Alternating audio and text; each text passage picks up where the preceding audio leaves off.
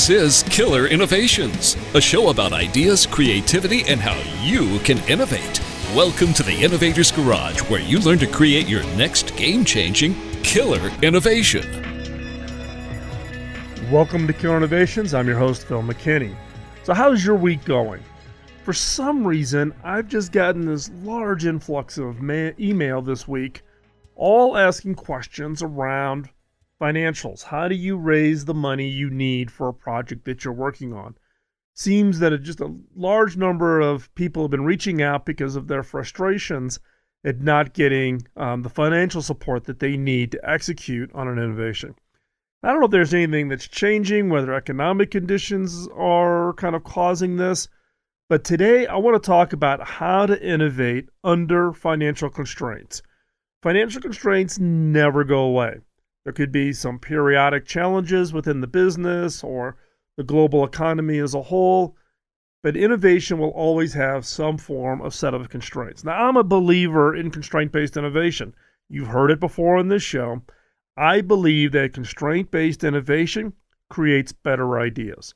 Now, my staff has not always agreed, whether it was my staff at Hewlett-Packard or my staff today.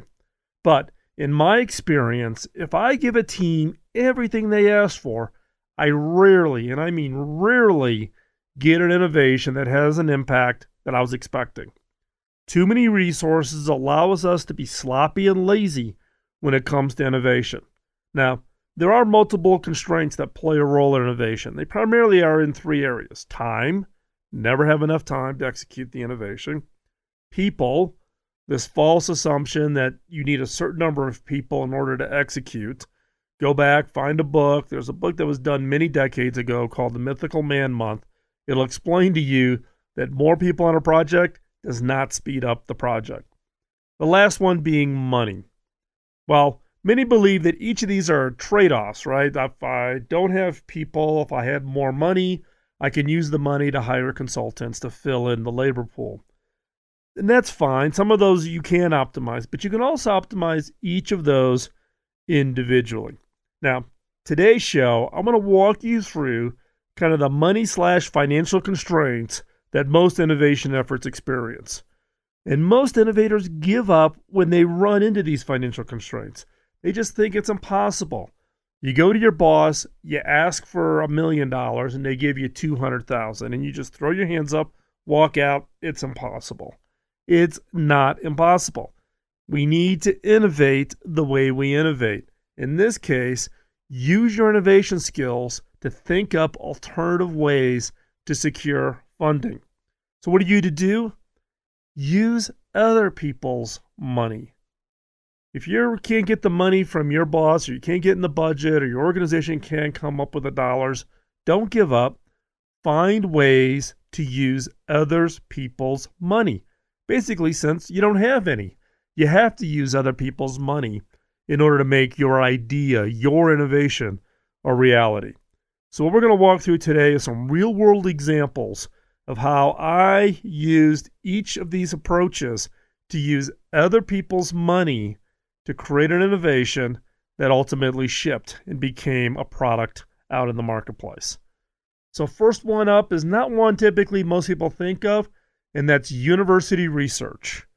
This is funding R&D programs or innovation programs at universities. The key here is to find a professor who's doing research in an area that you also have interest in. That's going to feed along with your strategy. Then you need to agree on that research area. Now, what I've learned in university research is the longer the commitment you make to the university, the more control or more influence you can have on the research programs. And do not think that this is a handoff where you just get a university to start doing the research and then you go back, sit in your chair, and you wait for it to magically arrive. You and others on your team need to stay engaged. Your influence is made by your time commitment, your face time at that university, working with the professor and working with the students. Now, there are some pros and some cons. The pros is it's relatively low cost to fund university research.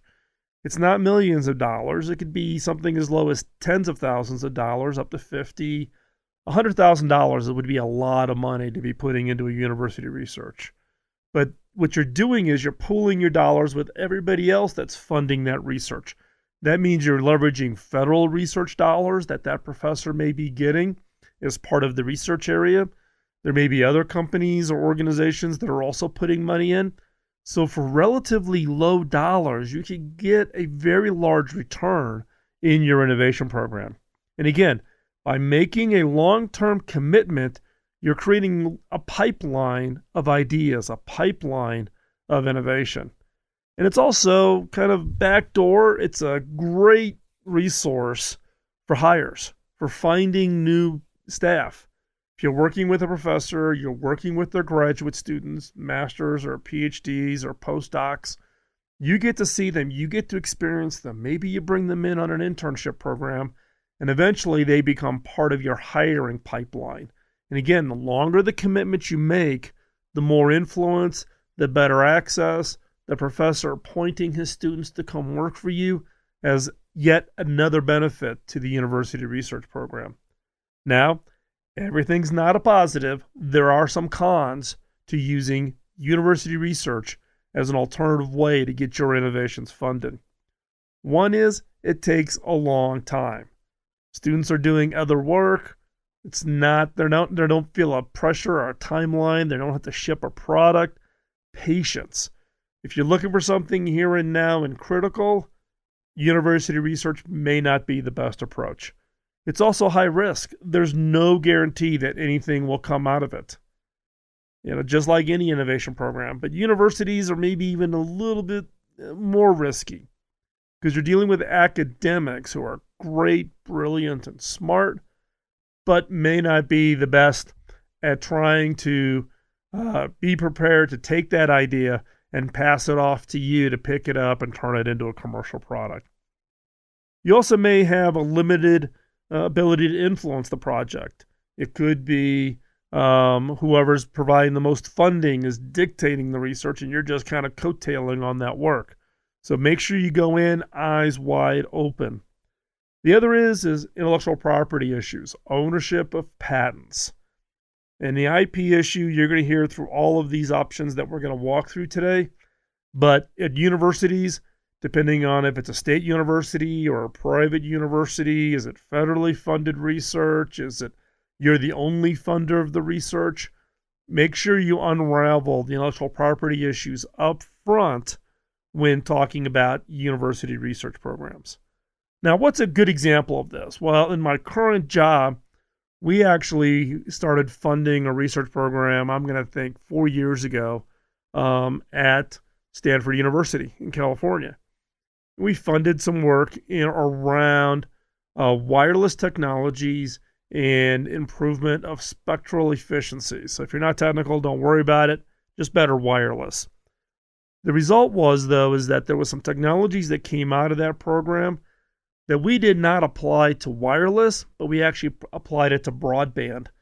And we just announced the commercialization of that into a new technology called full duplex, which will eventually allow you in your home to get 10 gigabits down, 10 gigabits up.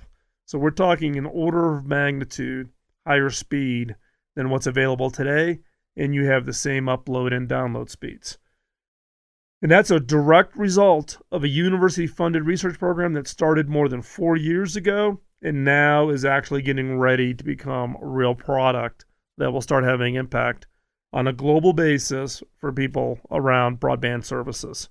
So that's just one example of using a university-funded research program to leverage the dollars being done in a high-risk area, staying very, very engaged, and then figuring out a way to take that technology, translate it out, and apply it. In this case, we applied it to a completely different industry, not in the wireless space, but in the fixed network broadband space. The same broadband space that comes into your home over your cable network.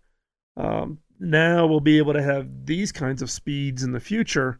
And again, it all resulted from an effort where we funded this university project many, many years ago, and just staying engaged, keeping our eyes on it. and using leveraged dollars where we were leveraging funding both from Stanford and other industries throwing their money in and then getting the benefit of that work. So again, leveraged innovation funding, not just from us, but in this case, through university-funded research.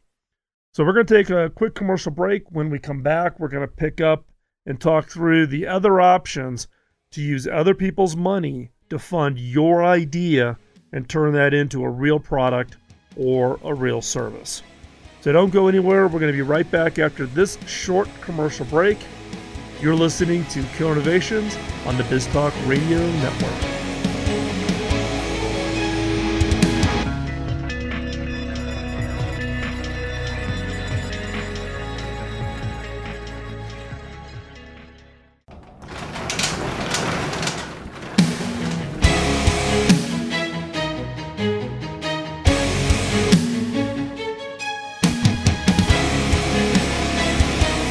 This is Killer Innovations, a show about ideas, creativity, and how you can innovate.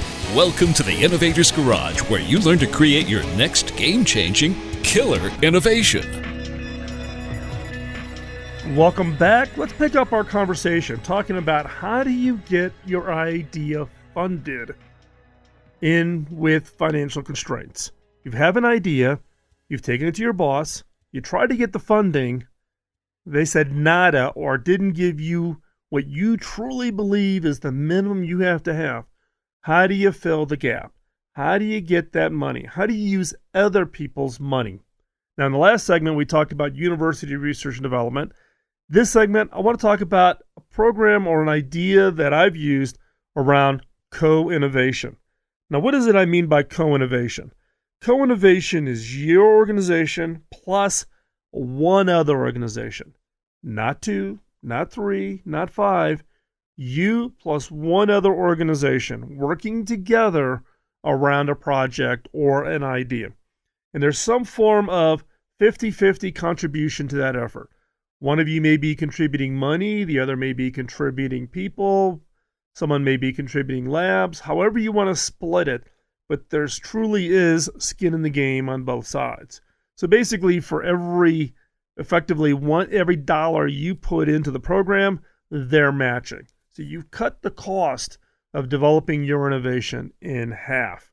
Now, this 50-50 split on the funding is really critical. Makes it dual commitment. If one side is putting no dollars in, then there's no confidence on the other side that this thing is ever going to work out.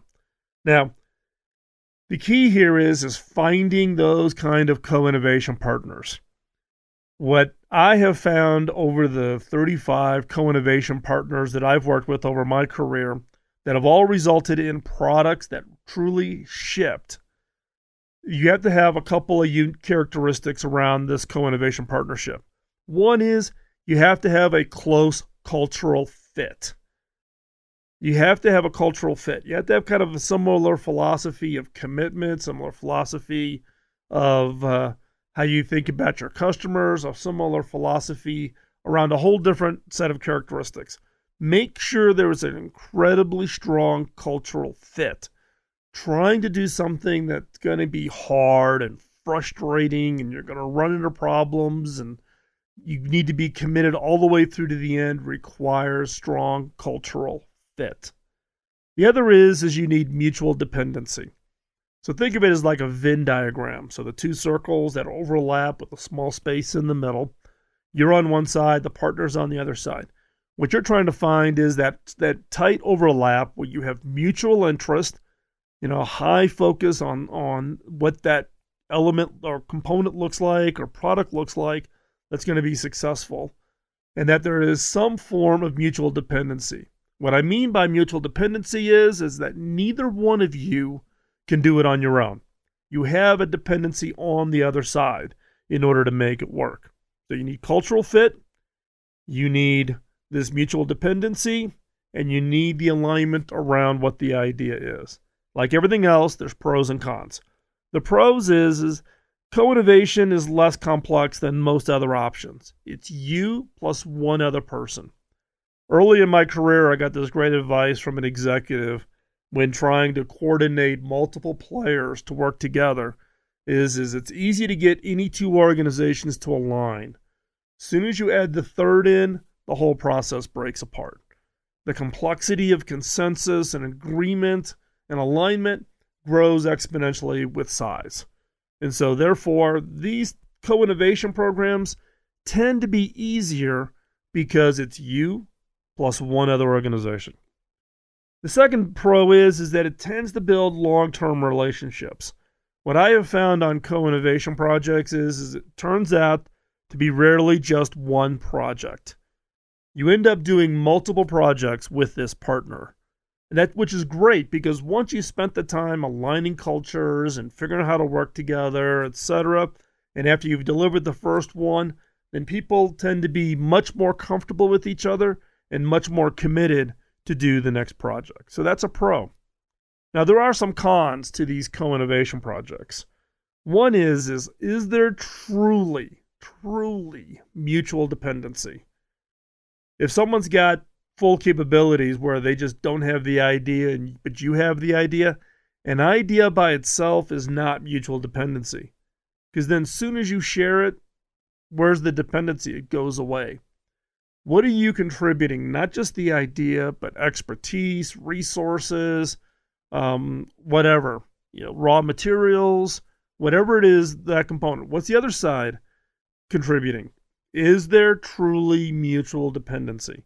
If there's no mutual dependency, then it's what I would call NRE, or non-reoccurring engineering costs. You're going to fund somebody on one side or they're funding you. It's really a dollar exchange, and that's the only linkage that you have. Call it what it is. If there's no dependency, don't try to make it up and make yourself feel good. Those projects rarely work out.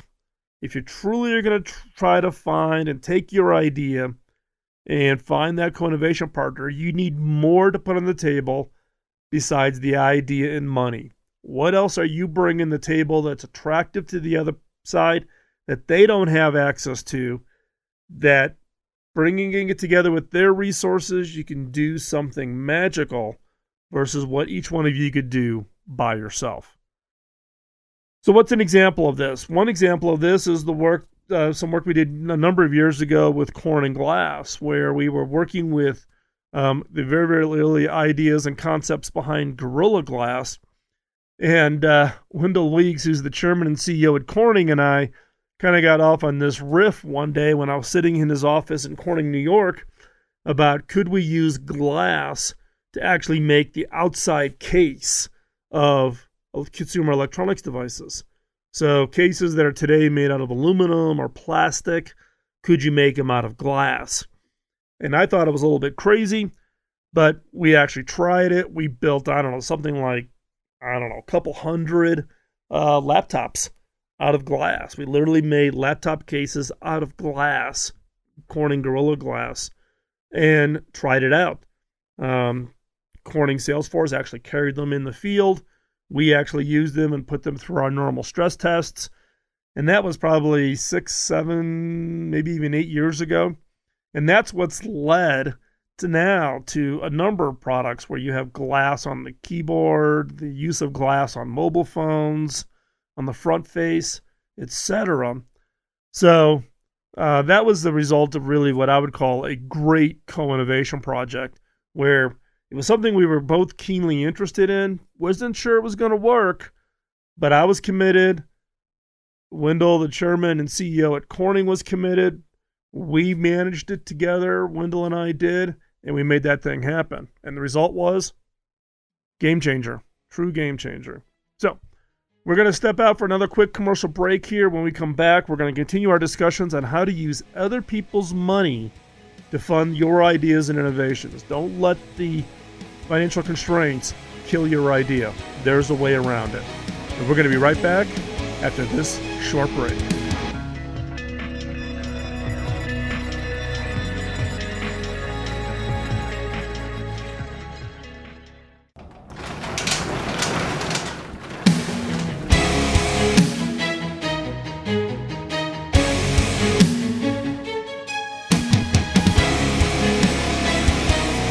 This is Killer Innovations, a show about ideas, creativity, and how you can innovate.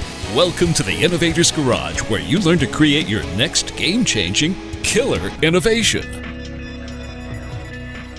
Before we jump back into the show, I want to thank our today's sponsor, which is Zoom.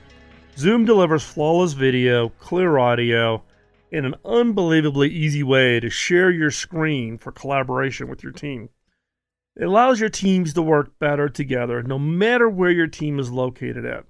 And how do I know this? I've been using Zoom every day for over a year.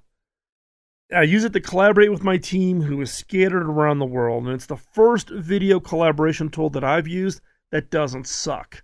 And now I'm running into more and more people, particularly people who have got teams that are located outside of your home country, where Zoom, in many cases, is the only tool that works. Now, it's just not me.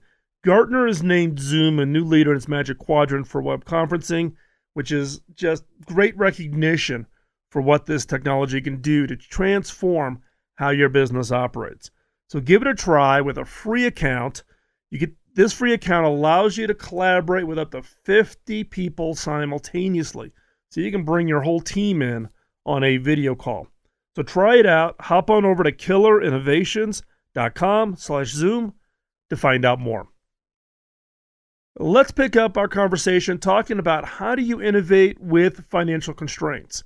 We all run into these financial constraints. Look, I've been in the innovation game for most of my career. I mean, you may think I've got this all locked and loaded and figured out. Even today, I always run into financial constraints. In this case, now as a CEO, I'm the one coming in the direction where I've got all these great ideas, and how do I prioritize? So I'm giving you my insight, both having run innovation teams, but also now as a CEO, on how best to approach your CEO to get those ideas.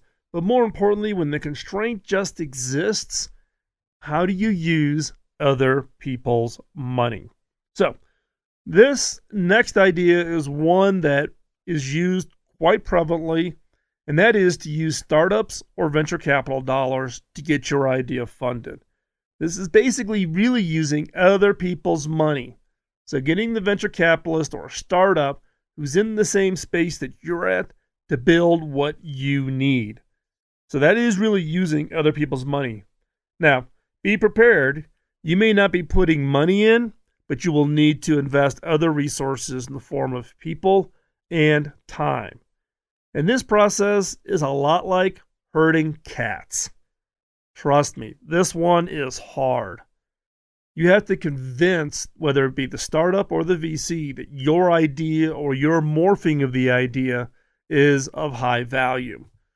Now, in some industries, this is pretty easy to do, where there's a lot of startup companies or a lot of venture capitalists investing in your area where you can align yourself and you can partner.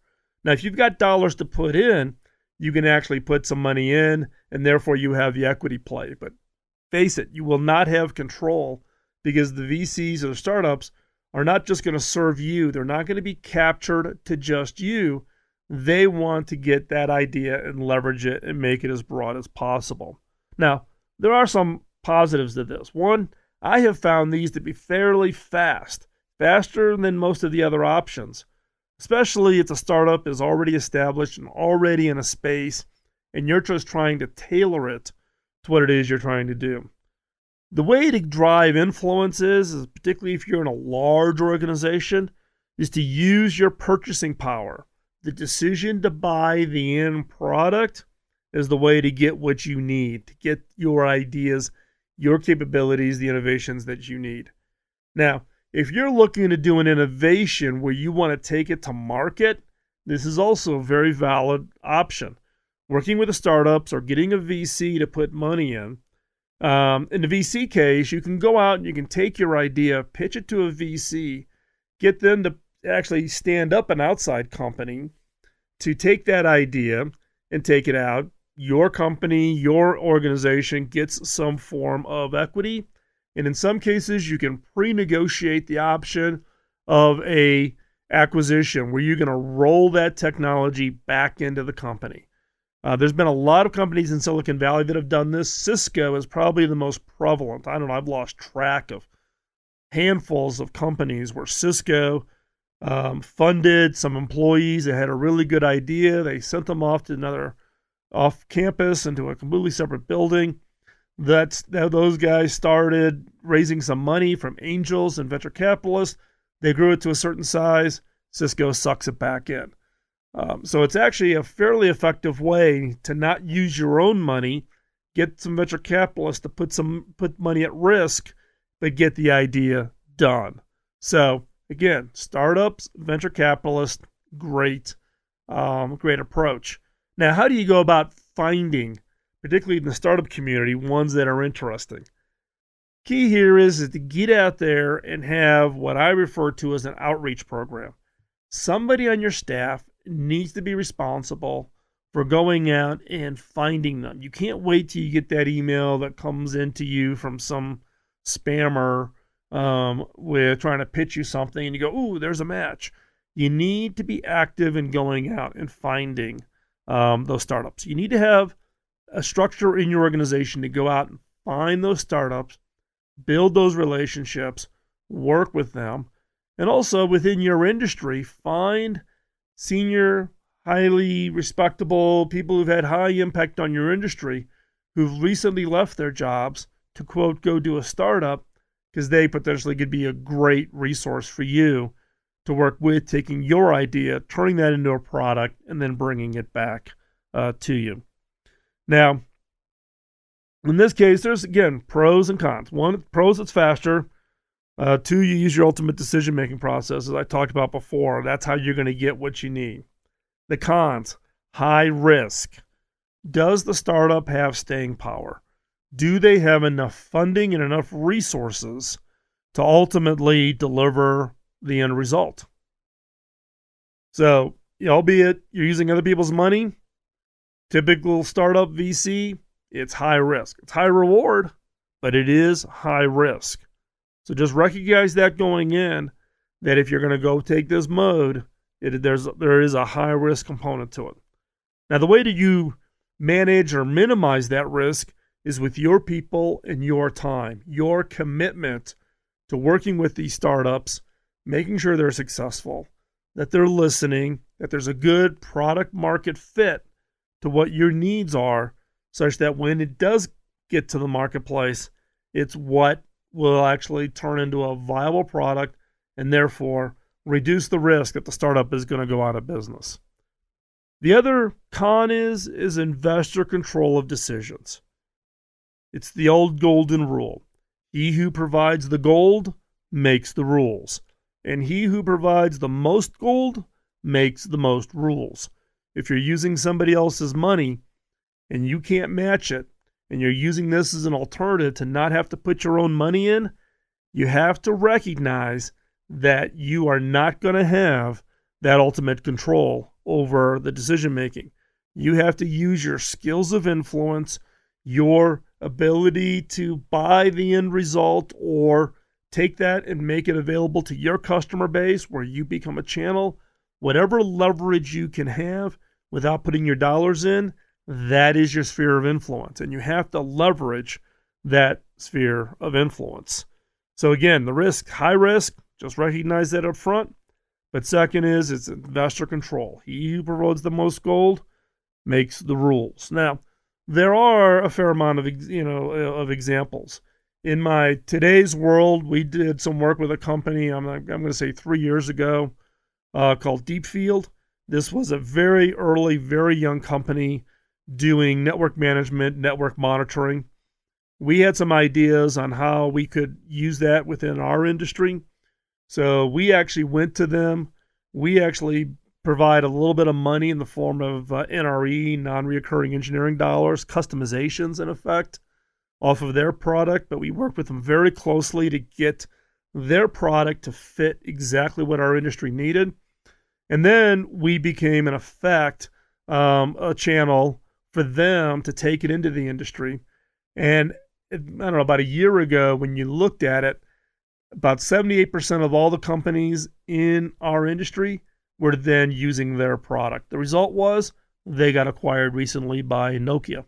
So there's an example of finding, two guys and a dog. They were a little bit bigger than that, but it's early stage startup with a really rough idea.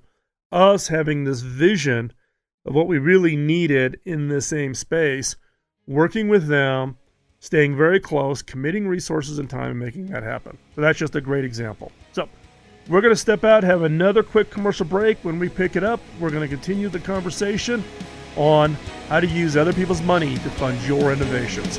We'll be right back.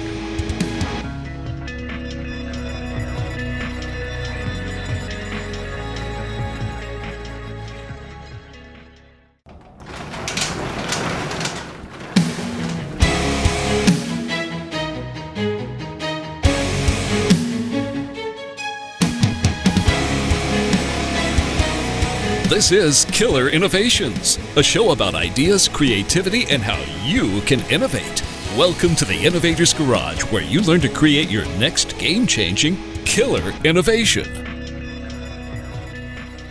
Welcome back to Killer Innovations. I'm your host, Bill McKinney. Picking up our conversation about how to use other people's money to fund the innovation programs that you are working on. You've got this financial constraint. You can't get the money internally. You really believe in the idea. What are your options? So the last one on the list is what I call ecosystem innovation. So this is where it's more than two participants. If you remember back earlier in the show, we talked about co-innovation, you plus one other. An ecosystem is you plus more than one other, 2, 3, 4, 5, however it works. This is sometimes referred to as industry research and development. It also has an analogy on open source kinds of projects. This is where you're going to get a large group of people together, each putting in maybe a little bit of money in order to fund whatever this program is. Now, the reason why I know so much about this is my day job today. I get funded by 57 companies around the world. 57 of the largest companies in my industry fund the research, development, and innovation programs where I'm the CEO. So it has great success rate for me, but when you compare it to other industries that have tried this, the success rate is actually quite low. It's hard to do. In our case, this particular company's been around coming up now on 30 years in existence. So it's got a long history, unique structural characteristics around it that make this successful. So in general, they tend to be a low success rate across, if you look at other industries like semiconductors or electric utilities. Hard to do joint R&D within the same industry where everybody's throwing in a little bit of money to do these larger programs because everybody has an opinion. Hard to get consensus. So again, ecosystem innovation is you plus 2, 3, 4, 5, 50, 100 other organizations all pooling their dollars. So no one party has to fund the 100%. Now, that's one of the big pros, right? That you can share the cost across a larger ecosystem. It's also possible that if everybody does agree and everybody does align and agrees to deploy whatever is the result of this R&D and innovation program, you can have huge global impact, not just impact within the company, but global impact. Now, there are a bunch of cons. One is it's complex collaboration. In my case, 57 companies that are all contributing dollars, 57 companies, all with their own cultures, their own priorities, their own ability to fund, their own decision making. It's consensus on steroids that just makes this hugely, hugely complex. Which turns into a second con, which is frustrating governance. How do you keep all the decision making going in the right direction such that you actually get decisions made and you can move quickly? So there's some examples. Cable Labs, where I'm the CEO, been around 30 years, got a great track record of success. I've only been there since June of 2012, so I can't take credit for standing up this structure. It was stood up by Dick Green, the founding CEO at Cable Labs, but it's been structured in such a way that's just worked very, very well. Another example is a new one, Center for Medical Interoperability. It's new, and it's actually modeled off of Cable Labs. So CMI, which is based in Nashville, Tennessee, is the research and development and innovation lab for the medical industry. It's funded by hospital systems around the country. They're new, but they have a very strong start, but using a very simple model of can you bring an ecosystem together to fund the innovation efforts. So in summary, when it comes to these financial constraints, there are basically 4 approaches that I use, and I use them regularly. One is university R&D. The second is co-innovation. The third is startups, venture capital dollars. And number 4 is this ecosystem innovation. So try those out when you're in a jam looking for funding alternatives when your organization is not able or not willing to step up. Don't give in. Innovate the way you think about funding your projects. Find alternatives. Here's 4. Try them out and tell me how they work out for you. And if you need more information, need more help, you can always drop me an email at phil@killerinnovations.com, and that's with any questions, whether it's about today's show or anything else that I can help you with. I'll go over and visit the show notes over at killinnovations.com. I'll have links to more articles about what we talked about today. We've also talked about bits and pieces of this scattered around in the previous shows, and we've also written some blog posts on that, so I'll try to get all those links up there in the show notes. Follow us on Twitter, on Facebook, LinkedIn, and pretty much any other social media out there. Just search for Phil McKinney, all one word, and I'll typically pop up right away. Can I ask one favor? Can you hop over to iTunes? It's only going to take you 20 seconds. You can even do it from your mobile app.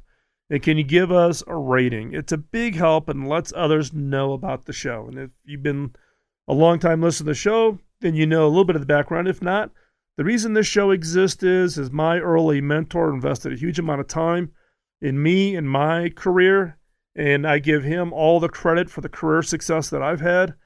And when I asked him how to pay it back, he challenged me to pay it forward.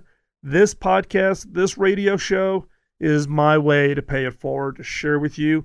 The content is available at killinnovations.com free of charge.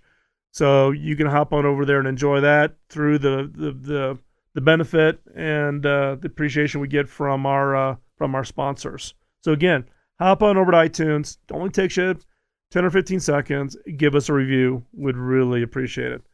Remember, don't let the innovation antibodies get you down, even when they tell you they don't have the money. We showed you today how you can find funds outside of your organization to fund the program. So don't let the innovation antibodies get you down. Go out there and change the world one innovation at a time. And I appreciate you taking your time each and every Sunday to join us here at Killer Innovations. We will be back here, same time, for our show. We come out as a podcast each Tuesday morning. You can grab us on iTunes or Google Play or anywhere else you get your podcast. Thanks again, and we'll talk to you next week. Bye-bye.